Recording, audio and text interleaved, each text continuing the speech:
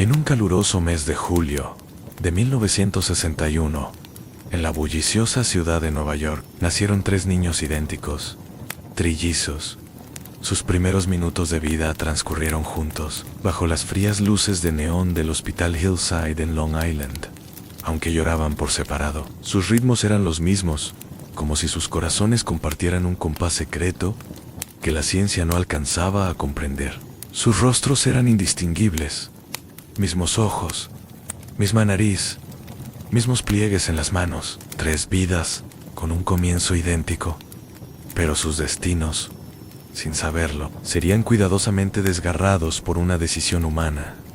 No fue el azar lo que los separó, fue un plan, fríamente diseñado, calculado y oculto durante décadas.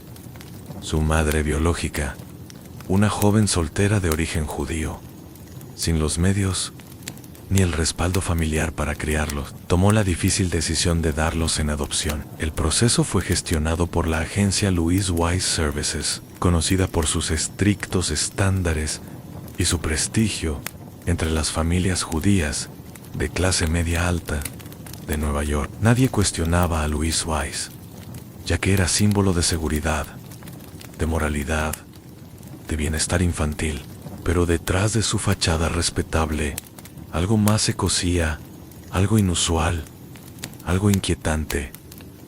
La agencia, en colaboración con un equipo de investigadores liderados por el psiquiatra austríaco Peter Nuh, había sellado un pacto con la ciencia, un pacto que cambiaría la vida de esos 3 bebés para siempre. Ellos no serían adoptados juntos, no por error, no por logística, sino como parte de un experimento psicológico encubierto. La hipótesis era simple y a la vez estremecedora. ¿Qué pesa más en el desarrollo humano?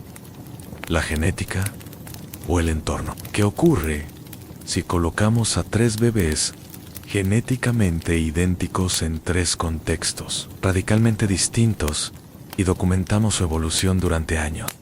Así, uno fue enviado a una familia obrera, otro a una familia de clase media y el tercero a una acomodada. A los padres adoptivos jamás se les informó que sus hijos eran parte de un estudio, mucho menos que sus hijos tenían hermanos. Todo fue disfrazado como un protocolo médico rutinario.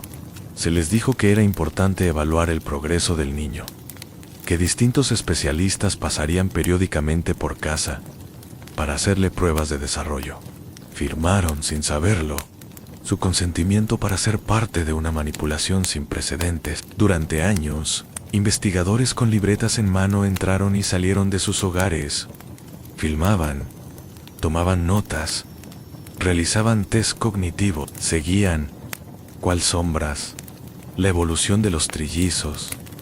La recolección de datos era constante, meticulosa, casi obsesiva. El estudio tenía el respaldo silencioso de instituciones académicas y científicas, pero jamás fue sometido a una revisión ética externa. Los niños crecieron separados, sin conocerse, sin saber que compartían más que sus propios pensamientos. Uno vivía en un pequeño apartamento sobre una tienda, otro en una casa suburbana con jardín, otro en una casa elegante con biblioteca y servicio doméstico. Cada uno desarrolló una personalidad diferente, aunque sus gestos, reflejos y formas de caminar conservaron una simetría escalofriante.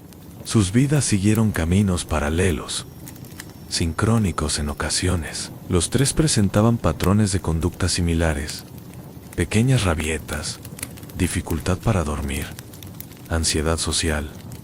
Pero en cada hogar, esas señales eran interpretadas como propias de su entorno. Nadie sospechaba que los 3 compartían un mismo origen, hasta que en 1980, casi 2 décadas después, algo extraordinario ocurrió. Robert Shafron, de 19 años, llegó a su primer día de universidad en Sullivan County. Desde el primer momento, notó algo extraño. Compañeros y profesores lo saludaban con efusividad, lo abrazaban, lo llamaban Eddie. Él, desconcertado, no entendía qué sucedía, hasta que alguien le preguntó: ¿volviste? ¿No habías abandonado la universidad el año pasado? Intrigado, Robert comenzó a indagar. Finalmente, un compañero le dio un nombre: Eddie Gallant. Poco después, se encontraron. La primera vez que se vieron cara a cara, supieron que eran hermanos. Fue como mirarse en un espejo que revelaba no solo el rostro, sino una parte del alma que les había sido arrebatada. La noticia corrió como pólvora. Los medios la adoraron. Dos hermanos, separados al nacer, reencontrados por pura casualidad. Portadas, entrevistas, flashes. Pero el destino aún tenía una sorpresa más que revelar. David Kalman, un tercer joven de 19 años, vio sus rostros en la portada del periódico Newsday. Su madre adoptiva quedó paralizada. Llamó a David. «Ven a ver esto», le dijo. Cuando lo vio, no había dudas. Llamó a los medios. «Creo que soy el tercero». Y ahí estaban, Robert, Eddie y David, trillizos, separados desde el nacimiento, reunidos por una serie de coincidencias imposibles de imaginar. Las cámaras los adoraban, se movían igual, reían igual, completaban las frases del otro sin haberse criado juntos. Eran el fenómeno de la década. Fueron invitados a los programas más vistos de la televisión. Se convirtieron en estrellas mediáticas. Su historia era tan extraña como encantadora. Eran adorables, carismáticos, magnéticos. Decidieron vivir juntos, abrir un restaurante en Manhattan llamado Triplets y convertirse en socios, hermanos y mejores amigos. Pero tras los aplausos vino el silencio, las dudas, las preguntas que nadie quería responder. ¿Por qué fueron separados? ¿Por qué nunca nadie les dijo la verdad? ¿Quién tomó esa decisión? ¿Y cuántos más fueron usados como sujetos de estudio sin saberlo? Comenzaron a investigar, y lo que encontraron fue aterrador. El experimento había sido encabezado por Peter Neubauer y respaldado por instituciones respetadas. Otros gemelos habían sido separados también, con fines similares, pero todo estaba sellado. La Universidad de Yale custodiaba los archivos, y aunque lograron acceder a partes de ellos, casi todo estaba censurado. Nombres tachados, omitidos, conclusiones inexistentes. Las secuelas fueron profundas.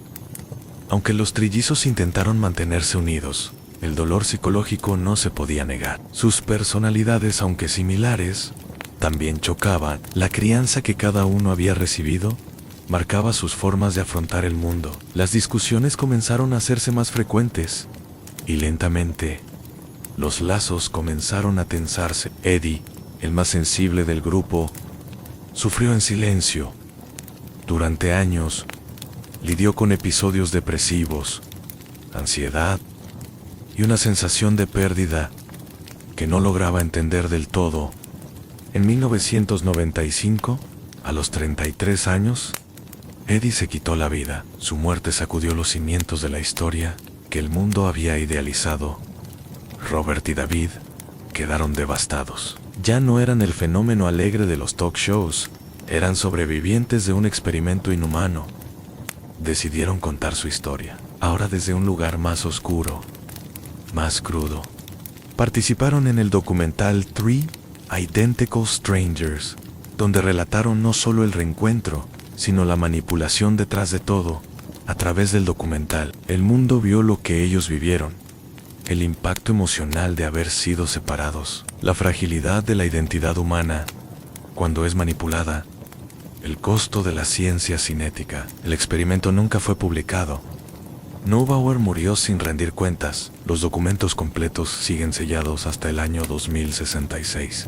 Mientras tanto, su historia sigue viva, en libros, en aulas de psicología, en documentales y sobre todo en la conciencia colectiva de quienes buscan entender los límites de la ciencia y el valor de lo humano. Porque esta no fue solo una historia de hermanos, fue una advertencia, una llamada de atención, una travesía del alma.